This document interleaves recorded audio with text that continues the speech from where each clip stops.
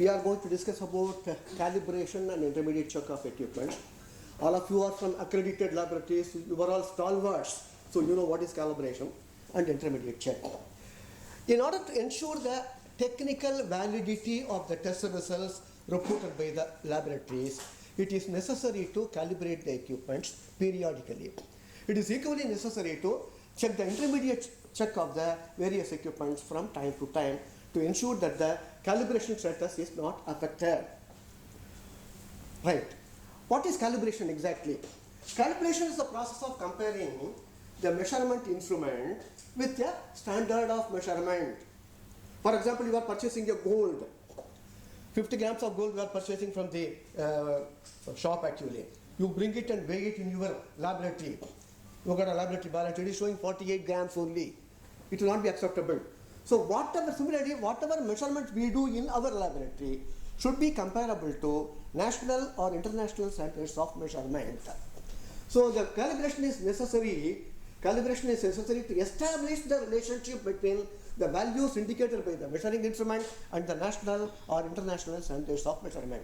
So whatever the reference standard you are using for calibrating the equipment or certified reference materials or reference material, that should be reputed, that should be valid, that should have, as far as possible, traceability to national or international standards of measurement. So this is calibration. Then what is intermediate check? The intermediate check is the process of verifying the calibration status of the equipment, measuring instrument from time to time. In between calibration, whether the calibration status is affected, whether there is any drift in the measurement indicated by the instrument. For that purpose only, we do the intermediate check. You know, you are all from accredited laboratories. NABL has a policy for the calibration of the instruments and traceability of the calibration to national and international standards of measurement. This policy is called the NABL 142. This policy divides all the equipment used by the laboratory into two categories. One is the equipments which can be traceable to SI units, standard international units, that is national and international standards of measurement. You can trace the value indicated by the instrument. Another category is like in the analytical laboratories, we are using GCMS, HPLC, UBVS and other equipment. It is not possible to prove direct traceability to NIST. Now, so those equipment where the traceability to SI units is possible, what is to be done? This is given in NABL policy 142. All the equipment should be calibrated either by NPL or any other national measurement institute whose service is suitable for the intended need and is covered by the mutual recognition arrangement. Either NPL US, NPL India, NPL UK or any other national measurement institute which are participating in interlaboratory comparisons among the different countries. You can calibrate the equipment directly by this institute.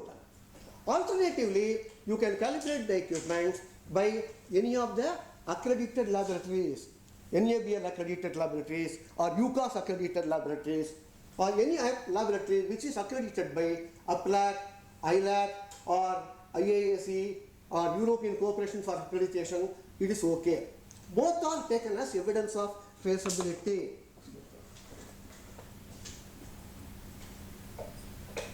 They go for auditing the laboratories. If the certificate is given with NABL symbol or ILAC symbol or UCAS symbol, it should be acceptable. That itself is an evidence of traceability. In addition to that, they are asking for traceability. It is not required at all. So if the laboratory equipment is calibrated by any NABL accredited laboratory, that itself is providing the traceability. So as assessor, NABL assessor, we should not ask for once again traceability data. Second category of equipment where traceability to SI units is not possible. For example, aflatoxin content and other banned aryl amines, cadmium content. Direct traceability to this thing may not be possible sometimes. Where calibration in such cases, calibration shall provide confidence in the measurements by establishing traceability to appropriate measurement standards such as use of certified reference material. CRM are available, NIST traceable CRMs are available, reputed CRMs are available, which are valid.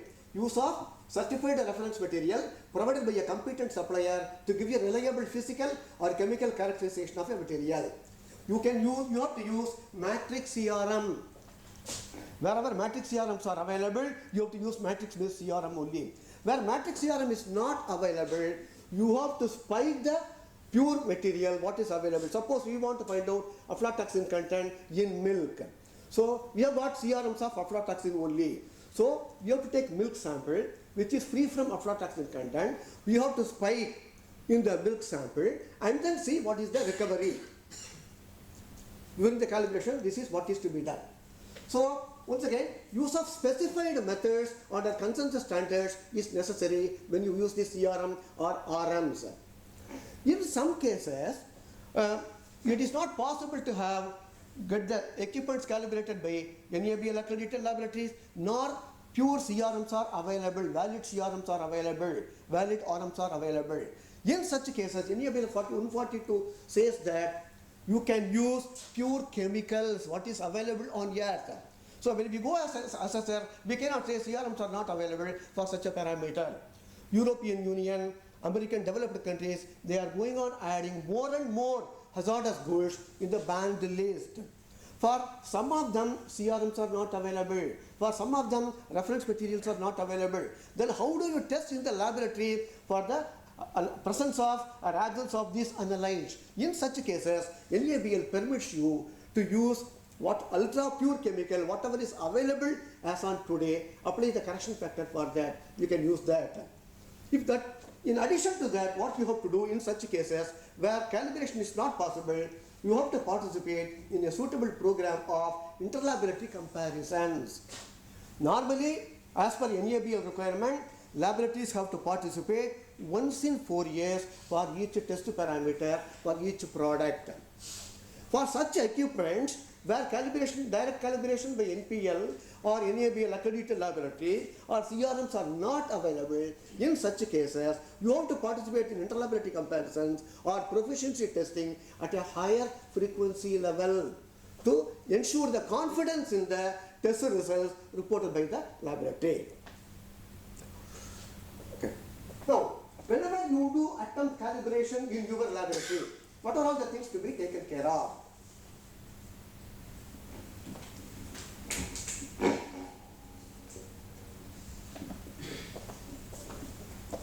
These are all the 8 points essential to be taken care. Otherwise, you will get NC during the NABL assessment. Whenever you attempt calibration in your laboratory by yourself, instead of getting your equipments calibrated by NABL accredited laboratory or by others, you have to make sure of these 8 points. Number 1, trained and authorized manpower. Suppose in your laboratory, somebody postgraduate, MSc gold medalist from Mumbai University is joining today. Will you allow him to test the sample of aflatoxin content from tomorrow onwards? No. You will have to give him training. You have to evaluate the effectiveness of the training. Already tested samples you have to give for that. Whether he is getting the results matched, which is matching with the results reported by the other laboratories, you have to see that. Then only you will authorize him. Calibration is supposed to be a hi-fi activity. It is supposed to be superior to testing. So you cannot allow any calibration by your laboratory people unless and until they undergo some sort of formal training. After giving the formal training, evaluation of the effectiveness of the training should also be done. Then only you can attempt calibration. That is the first and foremost thing. Number 2, documented procedure. How to calibrate the volumetric glassware. It is not simply take an empty volumetric flask, weigh it, fill it up with water, see the difference in water, divided by the density of water, that is the volume. That is not the one. You have to document the procedure. What are all the precautions to be taken? I am going to discuss in detail about volumetric glassware calibration today. So you have to how to do the calibration, in-house calibration of any parameter, whether it is UV visible spectrophotometer, GCMS, HPLC, AIS, ICP. How to do the calibration? There has to be a procedure based on some published document, some standard methods wherever it is available. Number 3, suitable reference standard you have to use. For calibrating your equipment, you have to use proper reference standard.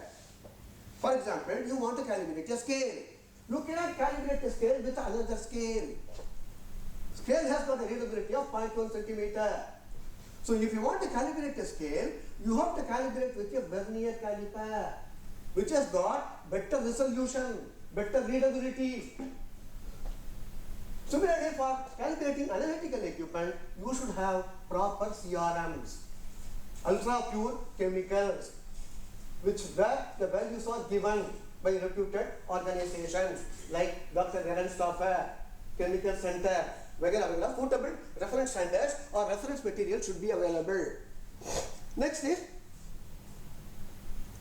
whenever you do calibration, multi-point calibration should be done covering the working range. I was auditing a laboratory. They had calibrated the scale by NPL. I could not accept it. I had to give them the major in C. They have calibrated the 60 centimeter scale only at 60 centimeter. Are we using the 60 centimeter scale only at 60 centimeter? Suppose you calibrate the balance only at 200 gram capacity balance, only at 200 gram. Not acceptable. You have to cover the working range. Some laboratories, they calibrate from 1 gram to 200 gram. But they are using the balance for preparing the solutions of the certified reference material at 25 milligram, 10 milligram. At that point, the equipment is not calibrated. So it is not acceptable. Whenever you go for calibration by external agencies or by yourself, you have to make sure that multi-point calibration of the equipment is done covering the working range. At whichever point you are using the equipment, that should have been calibrated. Next is estimation of the measurement uncertainty.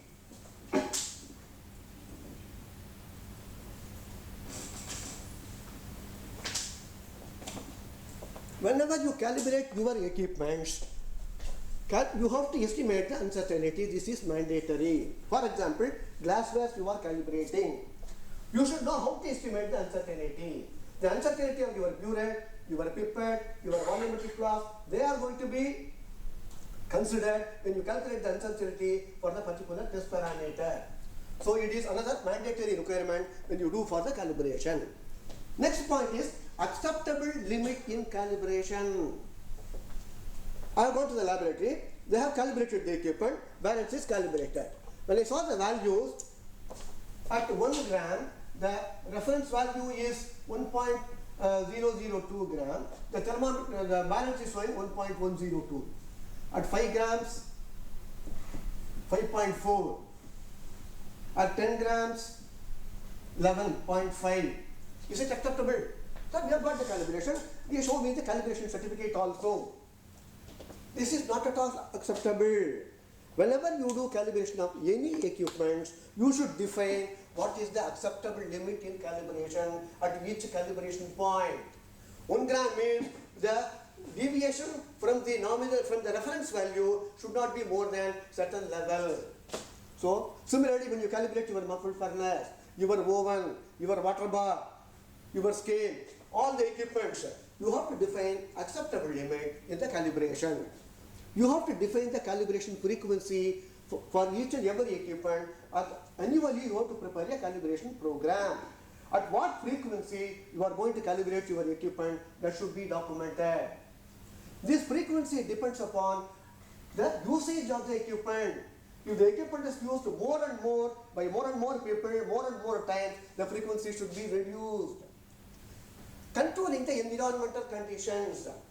It is very, very critical to control the environmental condition whenever you do calibration, in-house calibration. Particularly whenever you attempt, it is permitted to calibrate the glassware by the testing laboratories as per NABL 103. But you have to control the environmental conditions. Temperature should not fluctuate too much. Relative humidity should not fluctuate too much. If the fluctuations are there, it is going to contribute to the uncertainty in the glassware calibration also. So these 8 points should be taken care whenever you attempt calibration of any equipment in your laboratory. As per NABL 103, equipments are classified into these 4 categories. First is general service equipments, which are not used for making measurements with a minimal influence on the measurement. For example, hot plate, stirrer, non-volumetric glassware, or for use for rough measurement, furnace, incubator. So, how to deal with that? We are going to see that. Second is volumetric equipment like volumetric flask, pipette, technometer, burette. Third is measuring instruments, hydrometer, U-tube, viscometer, thermometer, timers, spectrometers, chromatographs, electrochemical meters, and balances. Fourth is physical standard. These are nothing but the reference standards which are used for regularly for doing the intermediate check or for calibration of the equipments and accessories also. These are all the four categories as given in NABL 103.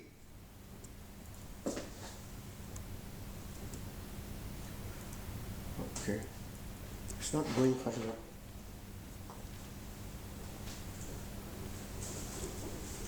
Yeah. Let us take the first case, calibration of the general service equipment. These are all the equipment such as muffled furnace, incubator, hot plate. 3 months back, I was auditing a laboratory in Bangalore. One of our assessors want to raise an NC. Sir, this laboratory has not calibrated the hot plate. Hot plate calibration is not mandatory. Of course, hot plate should be working. I used to tell my colleagues actually, you have to check the maintenance of the glassware. You should be clean. Normally, whenever people use the laboratory in the hot plate actually, they will keep something for boiling. They will forget about it. It will overflow. It will stain. It will corrode. So maintenance of the hot plate is important. Another thing is you should be working. It should be, the heating element should not have been spoiled or something like that. So whenever you switch on the thing, it should generate heat. So what you should do, check the performance of the hot plate. You take the hand of your dushman, hot plate ka upar rakho, chalu karo. वो आँख करके चलाएगा तो it's working. That is sufficient. You cannot. There is no need for calibrating the hot plate and all.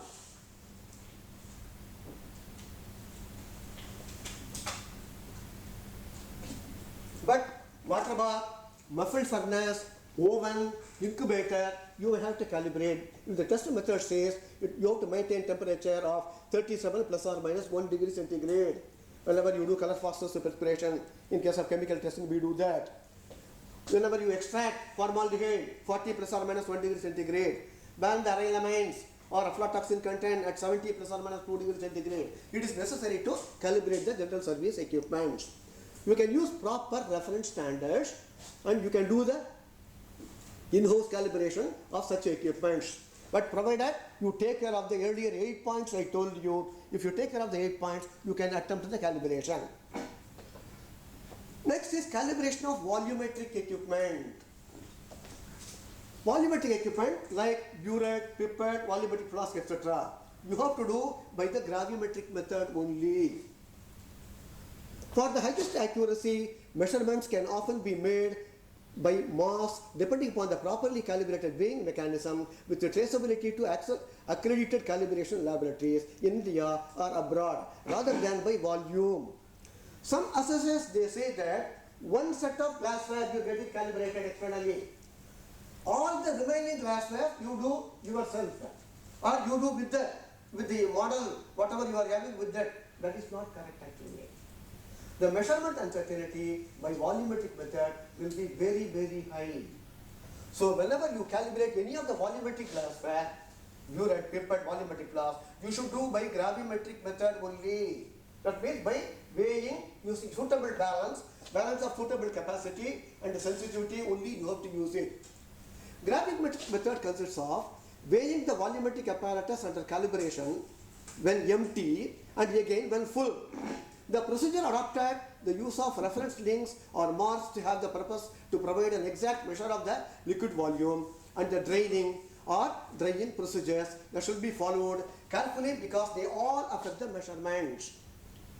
I am going to discuss a little bit in detail about this. We are going to have a demonstration of the volumetric glassware calibration also this afternoon. The difference obtained in the weighing measurements gives the mass of contained or delivered liquid. In case of the burette, it is a delivered liquid. In case of the volumetric glass, it is the contained liquid.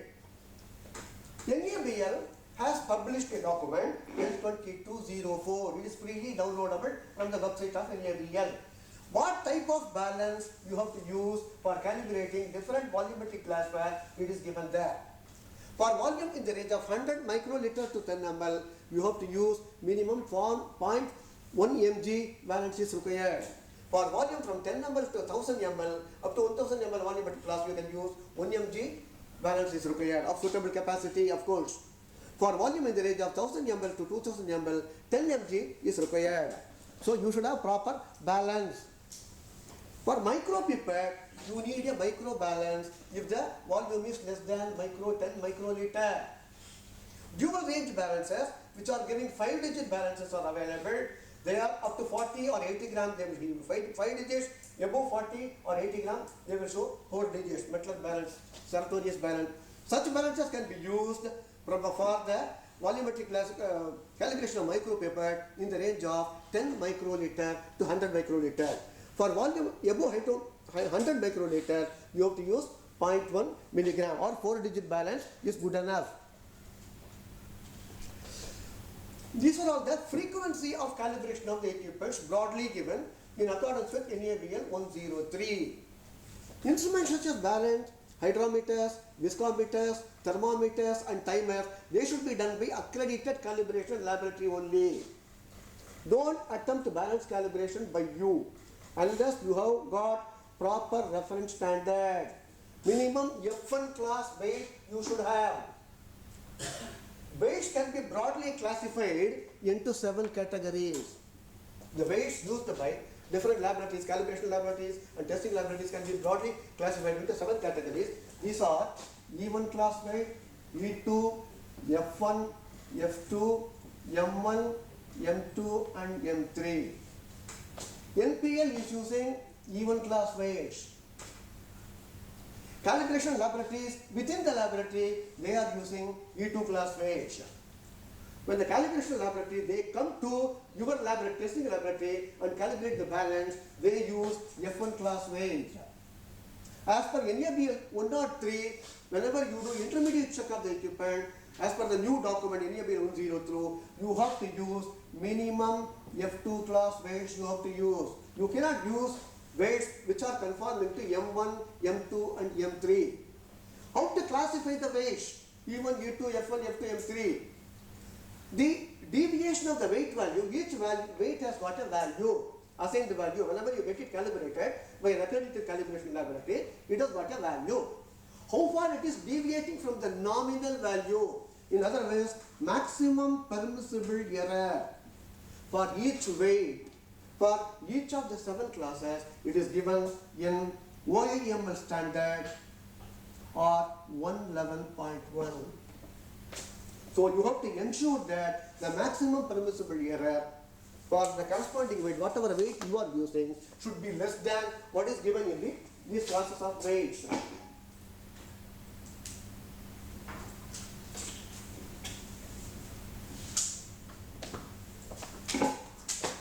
Okay, then other instruments such as pH meter, conductivity meter, chromatographs, spectrophotometers are being used or to be done, or this calibration of all these equipments are to be done using valid CRMs. It should be within the validity. Reputed CRMs, wherever list traceable, other traceable CRMs are not available, you can use reputed CRMs also, or traceable reference materials. Guidelines for the calibration frequency of the various equipments is given here. Balance you have to calibrate at least once in a year as per the requirement of NABL 103. Weights have to be calibrated once in 2 years. It is given in Annex B of NABL 103. Oven, incubator, furnace once in a year. These are all to be done by accredited laboratories only. Water bath to be done once in a year. Of course, if the usage of these equipments is more frequent, you may have to calibrate them more frequently also. This is the minimum frequency required. So for calibrating water bath, you can do the calibration provided you have a documented procedure, you cover the different point, you calibrate the uncertainty also. You can use suitable reference standard, or use suitable thermometer of proper readability. Thermometer Don't attempt calibration by thermometer and all. Some of the laboratories, they do that, they cannot do the calibration of thermometer. It will not be acceptable to NABL at all. All the calibrated liquid in glass thermometer or a digital thermometer, get it done by NABL accredited laboratories only. It should be done once in 3 years. Stopwatch clock once in a year. Hygrometer, which is indicating the relative humidity once in a year. Pressure gauge once in a year. Volumetric lab work which you are using in analytical laboratories for day in and day out, volumetric flask, burette, pipette. Once you calibrate the glassware, you don't have to recalibrate the glassware at all. There is no frequency. You need not define the frequency of calibrating the glassware. It is explicitly written in NABL 103 also. The latest document, it is written also. Provided you clean the equipment from time to time. If the equipments are not cleaned properly, the meniscus formation will be affected. There will be error. Provided you clean the equipment, records of cleaning the equipment is available. Provided you don't dry the equipment in oven. If you dry the glassware in the oven, its shape will change, so its volume will change. You have to recalibrate again. So long as the glasswares are not dried in the oven, so long as the glasswares are cleaned from time to time, you can calibrate only once in your lifetime. उसका पहले वो टूट जाता है, invariably. Micro pipette, of course, you have to calibrate once in a year. You can do in-house calibration provided with suitable balance is required, which we have already seen. UV visible spectrophotometer, IR spectrometer, FTIR, and calorimeter, you have to do quarterly. Once in 3 months, calibration is mandatory. What you do calibration? Photometric absorbance, wavelength accuracy for the working range, you have to see that. Further, you have to use suitable CRM. You cannot calibrate these equipments by NABL accredited laboratories. Atomic absorption, quarterly or half yearly, using the performance check using copper CRM as given in the manufacturer's instruction. pH meter, you have to do once in a year, covering the entire range of the equipment. You have to calibrate. At least minimum 3 pH buffer solution should be available. You have to calibrate it. Similarly, conductivity meter once in a year you have to calibrate using available CRMs. Gas chromatograph, GCMS, HPLC, LCMS, etc. You have to do quarterly. System performance, that will cover system performance including the resolution. With no overlapping of the peaks. Sensitivity, that is the signal to noise ratio, repeatability and the retention time and the noise level. When you calibrate the UV visible spectrophotometer, you use potassium dichromate. Traceable potassium dichromate is available. With that you can use it. You know the methodology already. I am sure you have got the method. It is given in the different IP, BP, USP and all is given also. This is used for absorbance calibration. For wavelength calibration, either you have to use holmium oxide filter or holmium oxide solution. If you have got a holmium oxide filter, glass filter, it has to be calibrated only once in a lifetime. You need not calibrate the holmium oxide filter again and again, so long as they are not subjected to extreme temperatures. If holmium oxide filter is used, it has to be calibrated only once in its lifetime, provided the storage conditions are not extreme.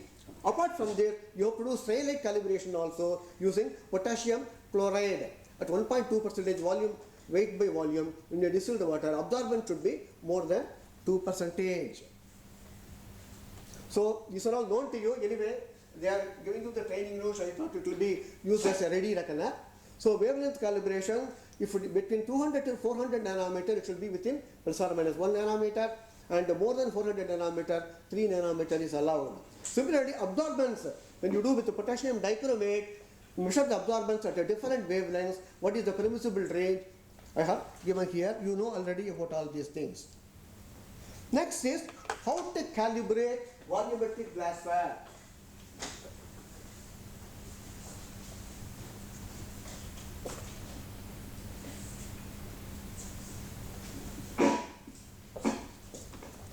First of all, Although here we are doing gravimetric method, means we are taking a empty vessel, weight, then we fill it up with water, the difference in weight divided by the density. That is the principle. Of course, that's the principle. But the procedure should contain so many things. When you do the attempt the calibration, you have to take care of many things. What are all the things to be taken care? I have given here. Balance of footable capacity. The balance should have been calibrated in the range you are weighing using the glassware also. For volume in the range of 100 microliter to 10 milliliter, 0.1 milligram is required. This I have already seen, we have already seen. For volume in the range of 10 ml to 1000 ml, 1 mg is required. If it is more than 1000 ml volumetric class or up to 2000 ml volume, you have to use 10 mg readability is good enough. You have to use reagent grade water. Any water you cannot use. The water should be of reagent grade, free from TDS. Otherwise, the density of water will be different, because we are going to divide the whatever weight we are metric method. What is the weight of water divided by density of water? If the water is not of reagent grade, the value will be wrong. The value of volume which we are going to calculate will be wrong. So it should be of ISO grade 3 water or reagent grade water meeting IS requirement IS 1070. You have to use calibrated weights complying with the minimum F1 class of weights. Already I told you about the class of weights. So you may have to use weights also. How we are going to use the weight, I will tell you a little later now. Then you have to control the temperature, relative humidity and atmospheric pressure. You have to measure also. The volume is going to be affected by the temperature, relative humidity and atmospheric pressure. Prior to calibrating the glassware should be cleaned thoroughly. You should be air dried. The glassware to be calibrated, the reagent grade water which you are going to use for calibration, the balance which you are going to use, they should be conditioned in the standard testing atmosphere of 23 plus or minus 2 degrees centigrade and relative humidity of 50 to 85%. At least for 4 hours the water should be kept, the glassware to be calibrated should be kept, because of the, the glassware has got the property of expanding and contracting. So it is necessary to condition for a minimum period of 4 hours. Then intensity of light should be above 250 lux. These are all the requirements given in NABL 12204. So whenever we fill it up the volumetric flask or burette fill up that, we are going to see that if the intensity of light is not good enough, there can be error, there can be mistake. So you can ensure the intensity also. Precautions should be taken when you do the calibration. Clean glassware, no staining at all. Temperature stabilization of the glassware, balance, water and weight. This is to be done at least for a period of 4 hours. Weighing is done using the container with lid. Suppose you want to use the volumetric flask. In case of burette, actually, you have to collect the water in a receiving vessel and then weigh. Whenever you weigh, the container should have a lid, particularly if it is having water. Otherwise, water will go on evaporating. The balance reading will never stabilize. Although it looks silly, but these are all the precautions you have to take. Otherwise, your value will be different. Ensure water is free from air bubbles. Whenever you fill it up the water, volumetric flask, there should not be any air bubbles in the volumetric flask. There should not be any droplets of water on the sides. This means if there is a droplet of water here, its weight also will be counted. No droplets of water on the sides of the glassware. No wetting of the upper area of glassware. Suppose you are putting the water through the sides. There may be a water film on the sides. So you have to wait till the entire water is coming down. So these are all the precautions you have to take when you calibrate a volumetric glassware. Then how to do that? The entire procedure I have given here in a nutshell. What is to be done is,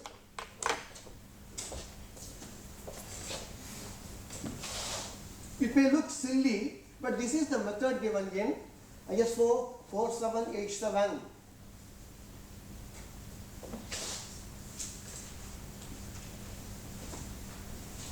Suppose you want to calibrate a volumetric glassware. Keep on the pan the volumetric flask empty volumetric flask with the lid and keep a weight.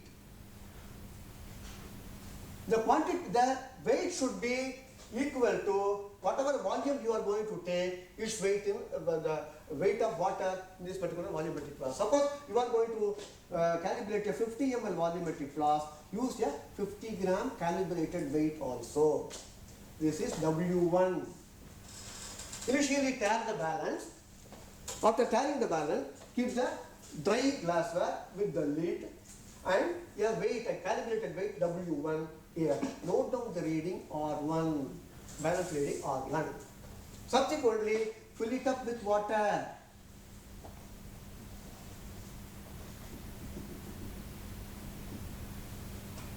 Of course, it is provided with the same lid. There is no film, no air bubble, no air droplets on the side. All these things you have to do. You have to ensure if there are any air droplets with a filter paper or blotting paper, you have to remove it. Okay? Then you have to keep a smaller weight. Here, this is a bigger weight. You have to keep a smaller weight. This is W2. Note down the reading R2. Okay? Then mass of weight in water is equal to R2 minus R1 plus W1 minus W2. This is done in order to eliminate the uncertainty contributed by the balance. Otherwise, you have to take the uncertainty of the balance also. So the uncertainty of the weight will be very, very small, whereas uncertainty of the balance will be slightly more. In order to eliminate the uncertainty contributed by the balance, this method is adopted.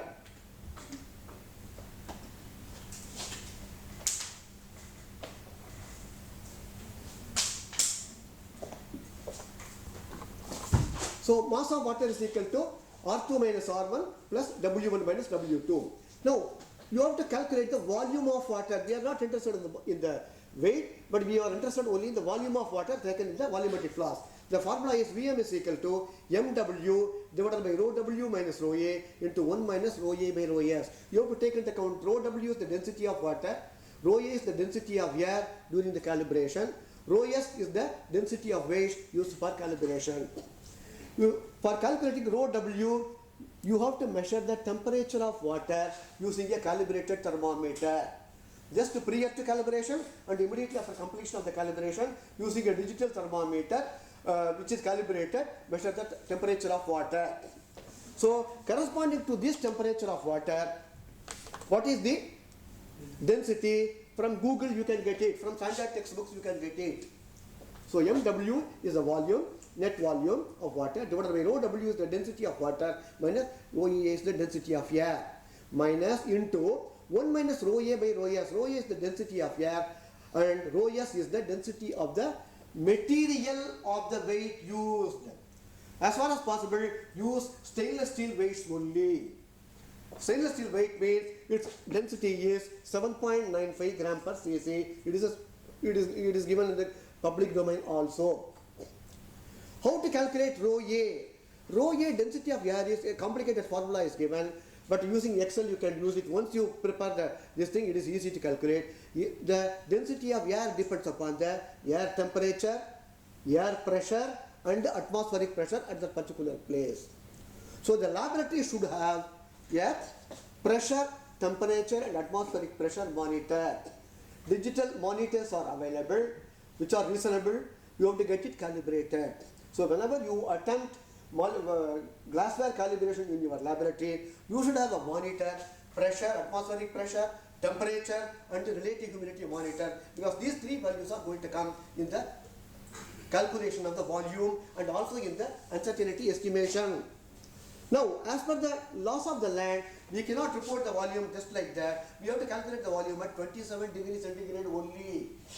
So, volume at 27 degrees centigrade is equal to Vm into 1 plus beta into 27 minus Tw. Beta is the coefficient of expansion coefficient of cubical expansion of the glassware used. Borosilicate glassware, it is already known to us. So that value into 27 is that at 27 only we are giving, where Tw is the temperature of water used during the calibration. So this is how to calibrate volumetric glassware. But whenever you calibrate the volumetric glassware, you have to calculate the uncertainty also. It is mandatory. Uncertainty is a little bit complex. It is not simple here. But these are all the components you have to take into consideration as per ISO 4787, and there is another document freely available, ISTR 20461. This is exclusively for calculation of measurement uncertainty while calibrating the glassware. As per this and as per 12204, these are all the components you have to consider. I have prepared the template also. I will show it to you also there. Either now or after lunch I will show you that. Uncertainty in the measurement repeatability. So this process you have to do 10 times. Empty weight you take only once. Fill it up with water, you have to do 10 times. Initially set the meniscus, measure the volume, throw it out, dry it, then again fill it up. So 10 times you have to do that. What is this? So you have got 10 volumes are there. What is the standard uncertainty? You can calculate as per the usual method. Uncertainty of the balance including linearity. If you use this method, you can ignore this. There is no need for this. It is given explicitly in this document also. Uncertainty of the balance due to readability, that will come. Readability, whether you have used a 4-digit balance, 5-digit balance or 6-digit balance, the uncertainty, the readability divided by root 6. That will be the weight. That weight has to be converted into volume. So what is to be done? I will tell you that. Uncertainty in the water temperature measurement. The major components out of all these components is, this is uncertainty in the measurement repeatability and uncertainty in the water temperature measurement. Then uncertainty in the air temperature, uncertainty in the air pressure, uncertainty in the air relative humidity. How to calculate? It is given very clearly in this document. I have got a procedure also, MS Word procedure I have prepared. If need be, I can share it with you also. Probably during the demonstration I will share it with you. Then uncertainty coefficient of expansion of the material of the volumetric apparatus. Whatever glassware you are using, what is the uncertainty in the coefficient of expansion? If the value is not available, you can assume as 5%. Then uncertainty of the density of the reference mass, this you can ignore. Then finally, uncertainty due to the weight used. We are using a W1 and a W2. What is the expander uncertainty of these two weights? You are given in the calibration certification. Using that, so this is the way you have to calculate the uncertainty.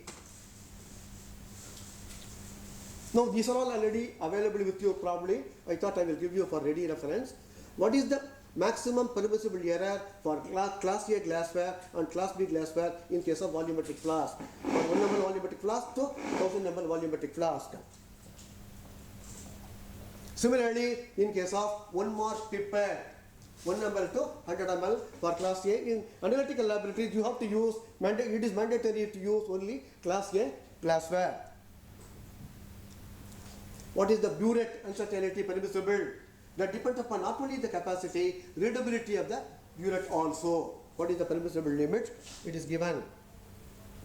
Now, ISO 8655, probably in the earlier, if it is training notes are given, I is written IS. This is ISO 8655-2. This gives what is the maximum permissible error in case of whenever you do in-house calibration or whenever you do intermediate check actually. What is the maximum permissible error for reusable plunger type and also disposable plunger type? These are all the values given here for M 5 microliter, 20 microliter, 100 microliter, 2000 microliter. If it is D1 type, reusable type, this is the permissible tolerance, and if it is D2 type, disposable type, this is the permissible tolerance.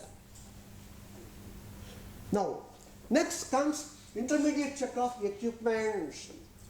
Intermediate check is different from calibration. Calibration is more rigorous, whereas intermediate is not that much rigorous. You need not take so many trials. In case of intermediate check, you need not take trials, so many trials. You need not calculate uncertainty during intermediate check. But for calibration, you have to calculate uncertainty or calculate uncertainty also. Intermediate check of equipment is performed to ensure that the calibration status of the equipment is not affected. There is no drift in the measurements indicated by the equipment. For that purpose only we are doing that. is also to be performed periodically. So you have to define at what periodicity the various equipments which need intermediate check, at what frequency you are doing. You have to prepare a plan also. Use of proper reference standard, same like calibration. Suitable reference standard you have to use whenever you do intermediate check of equipment. This is a requirement of 5.5.10 of ISO 17025, whereas calibration is a requirement of 5.5.2 and 5.6 of the 17025 standard. Not to confuse with the internal quality checks. Dr. Nair has told you before my session, he has talked about in detail about internal quality checks. Intermediate check is different from internal quality checks. Internal quality checks is for the laboratory, for the test parameter, whereas intermediate check is for the individual equipment, which is what is needed in 5.5.10. For whenever you do intermediate check, you have to define acceptable limit. Don't do it mechanically. Many laboratories, they do balanced intermediate check. What mistake they do is, they write at 1 gram. They do at 1 gram, 5 gram, 10 gram, 20 grams. What is the balance reading? 1.004, 5.006, 10.007, 20.001. So we have done intermediate check. It is a requirement of 5.5.10. It should not be done mechanically. Why we do intermediate check? Whether there is any drift in the calibration status of the equipment. So you have to define acceptance limit. Without defining acceptance limit, mechanically you should do. How to define acceptance limit? You can use M1 maximum permissible error for M1 class weight as given in OIML or 111. So you have to define. Number one, you have to see it should not be done as a ritual. Number two, you should not see the deviation from the nominal value. Many of the laboratories, they see from the nominal value. No, that is wrong. So when you use the calibrated weight of 1 gram, 5 gram, 10 grams and 20 grams, what is the value indicated in the calibration certificate? So the deviation of the reading observed using the balance with respect to the assigned value or value given in the calibration certificate, that you have to see. That error, the deviation should be within the maximum permissible error as given in case of M1 class of weight. So same way, whenever you do any intermediate check of any equipment, you have to define what is the maximum permissible error. It should not be done as a ritual.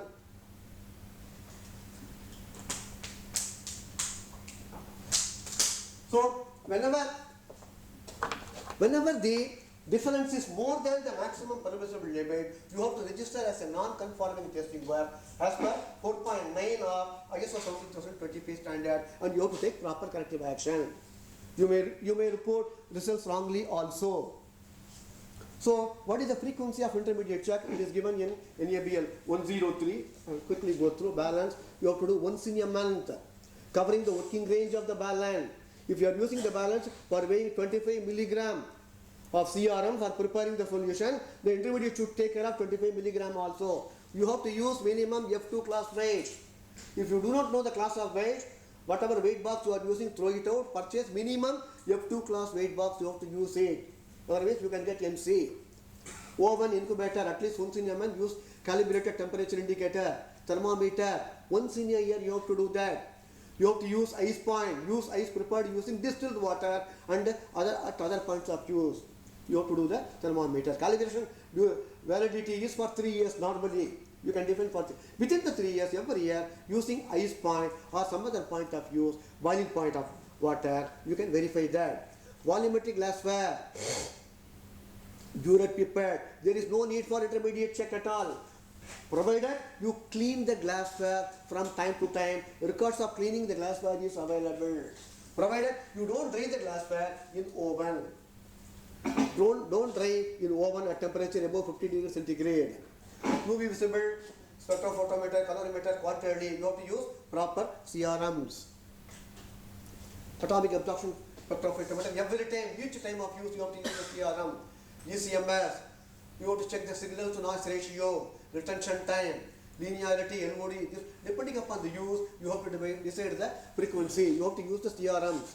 pH meter, conductivity meter, you have to each time of use you have to check with a CRM, one CRM. Micropipette, you have to do micropipette, you have to do the intermediate check at least once in a month. Clean the micropipette and using suitable balance, similar to calibration, you check the micropipette volume is within the limit, acceptance limit. So the comparison of the calibration and intermediate check is use of suitable reference standard. In both the cases we are using suitable reference standards or reference material is required. In both should be traceability. Wherever traceability is possible, you should have traceability. You have to have a procedure. 5.5.10 of 17,025 distinctly talks about a procedure for doing the intermediate check. How do you do the intermediate check? At what frequency? What is the acceptance limit? Which are all the equipment you do the intermediate check? There should be a program and frequency for calibration as well as intermediate check. Acceptance. These are all the similarities for both calibration and intermediate check. These are all required.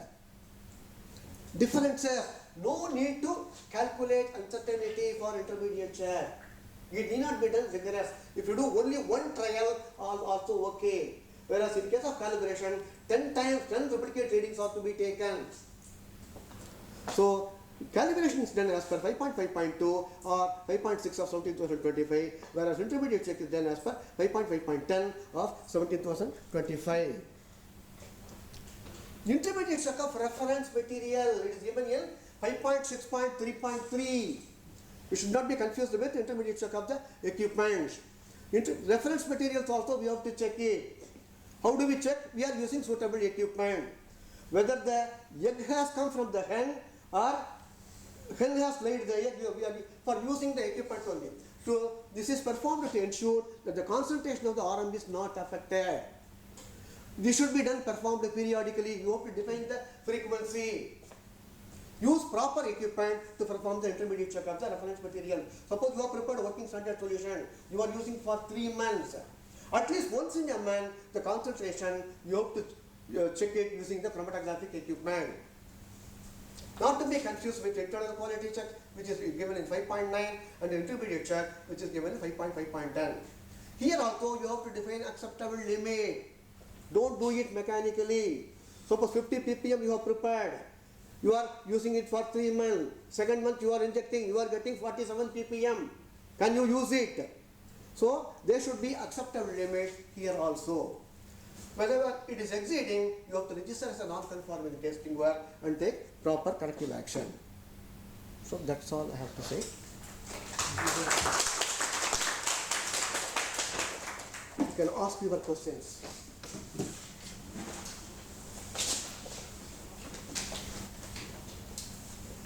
Sir, so in the case of burets, whether we have to use a single range or multiple range?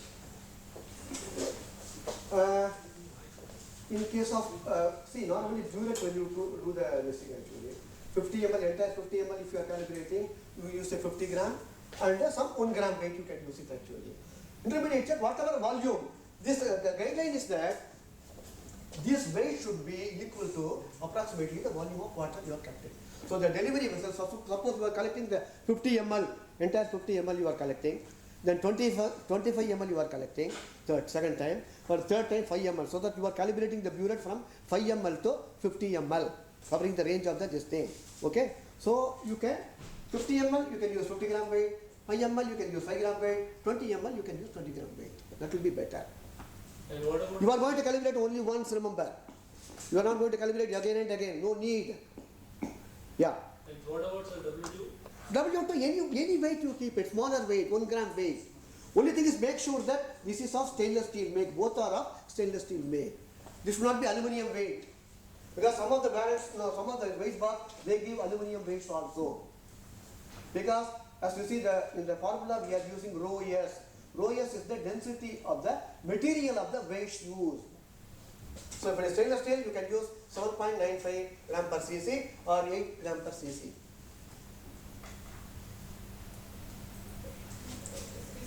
Yeah. If we are using tiny glassware and the supplier provides us with the certificate, okay, then also we have to. If it is having traceability, no need to calibrate again at all. Borosilicate, earlier they were giving certificate with the one sandal color notice type that is not having uncertainty also.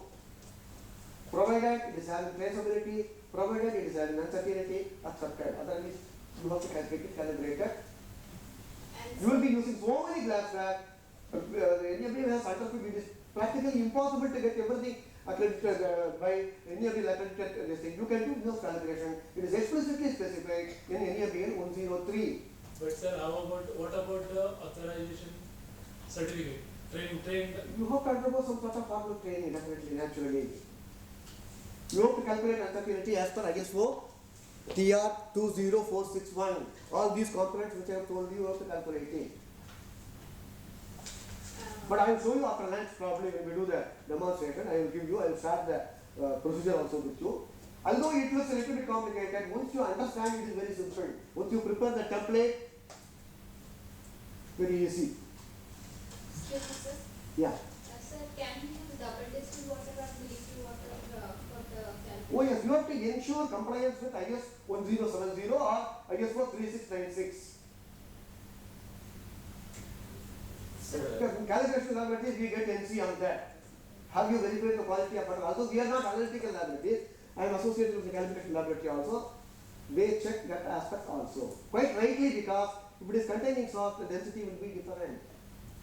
So the value of volume, whatever we are getting, can be different also. Sir, is there any agency providing training on glassware calibration? You can go to any accredited calibration laboratory, they will provide you training. 1 day training you can undergo. So regarding this pesticide standards, generally what we prepare is stock on let's say 100 ppm. Okay. And this stock is kept in the refrigerator. And on the day of analysis, we prepare working standards. So how do we can Stock solution, I don't think it is possible. We are, suppose 25 milligram of the CRM is available. Using the entire 25 CRM, we are preparing 1000 ppm, this thing we are preparing actually. But only the working standard, when you dilute it and keep it, because of evaporation, the concentration can be different. So probably once in a month or once in 15 days, you have to check the concentration of the working standard. Sir, one thing though. Yeah. Sir, you said that volumetric glassware you need not calibrate. Again, no. Again. You have to keep a record of the cleanliness. Like Yes. How do you clean? There has to be a procedure.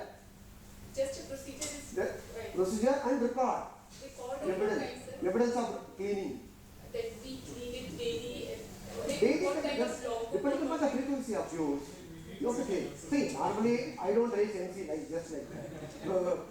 See, anybody can create the record, fabricate the record. If the glassware you see that, so I'll clean it, can you clean theatre? Can you clean theatre? Itna clean kaisa ho sakta hai. The objective is that if training is that it can affect the meniscus formation. It will not be exactly U-shaped. So you have to create some records, depending upon the usage again. Sir, can you use the glassware if it is dried below 50 degrees centigrade? Probably, yes. Probably. So you told that it is not to be. That's what it is in the NABL document. Probably if it is dried below 50, okay. But the best thing is use acetone. Whenever you clean glassware, use acetone and air dry. That will be better, safer. Sir, in the last slide, they show intermediate check of CRM also. Yeah. For that also refer an acceptable limit. Actually, otherwise it becomes a ritual. Yeah. Any check, any check or any calibration, it should not be done as a ritual. You have to compare with something. Why do we do it? In order to make sure that the CRM solution has not concentration, is not affected. So there should be some. So originally when you prepare it, you might have injected 50 ppm. What is the area? Every month you are doing it. How much difference is there? You define say 2%, 3%. How I can confirm the person So you have to inject it in the equipment again. Chromatogram. Suppose it's a chromatogram. You see the chromatogram area. The moment you prepare fresh, what is the area of 50 ppm? certain quantity, you inject it and see the area. Then after 1 month you see that. After 2 months you see that. After 3 months you see that. Once the area is coming down, you have to throw it down beyond the limit. So maximum I can get 5% like that. 5% may be more. 5% also may be more. Maybe 2% or. So there are no specifications for this Acceptable strategy. Acceptable strategy. Accept. Because lab can put it Yeah. on their own code base. Yeah, that should be related to your uncertainty actually. What accuracy you want, how much it is all related to your accuracy. What level?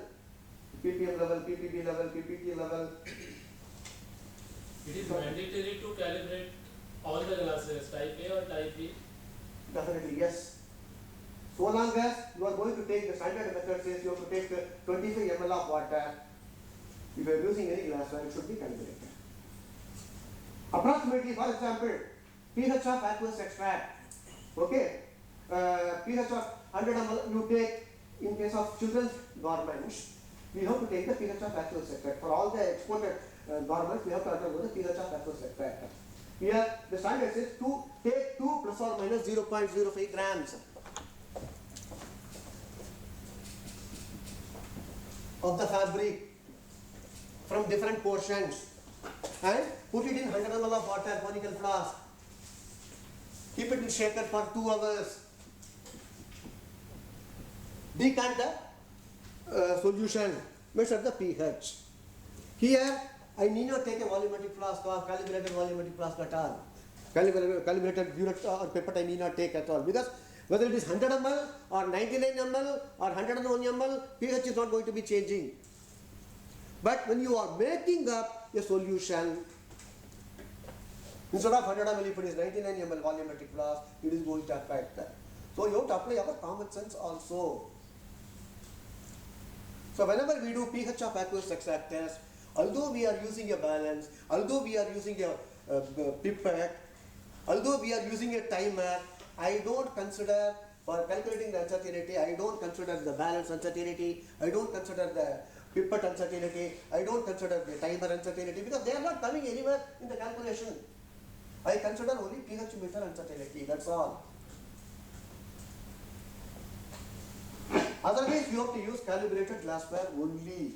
If it is only approximately you have to take 100 ml, then no need to use the calibrated glassware. You can use measuring cylinder.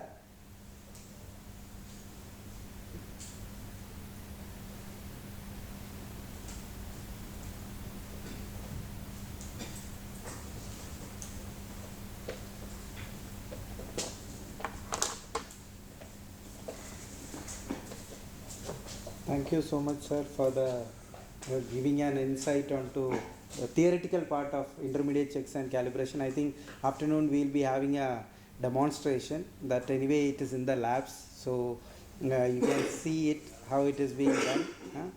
Now I would request Ms. Rekha Sinha to give a memento to Subramanian sir on behalf of EIC.